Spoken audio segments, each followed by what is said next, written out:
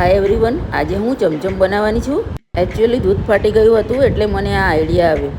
તો સૌથી પહેલાં ચાસણી બનાવવા માટે 1 કપ ખાંડ લઈશું અને ખાંડનું અડધું પાણી લઈશું, મતલબ અડધો કપ પાણી લઈશું. તો દૂધ ફાટી ગયું એટલે મેં પનીર બનાવી દીધું. એને એક કપડામાં લઈને પાણી નીકાળી દીધું હતું. અને બાઇન્ડિંગ સારું આવે એ માટે 1 ચમચી કોર્નફ્લોર લીધો અને સારી રીતે મિક્સ કરી દઈશું. આ રીતે મસળીને સોફ્ટ ડો તૈયાર કરીશું.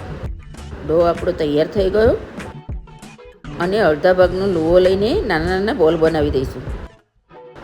આ રીતે નાના નાના બોલ બનાવીશું. લગભગ 1 કપ જેટલું પનીર હતું. આ રીતે બધા પનીરના બોલ બનાવી દીધા. ચાસણી હવે થઈ ગઈ છે તો એક એક કરીને બધા બોલ એડ કરી દઈશું.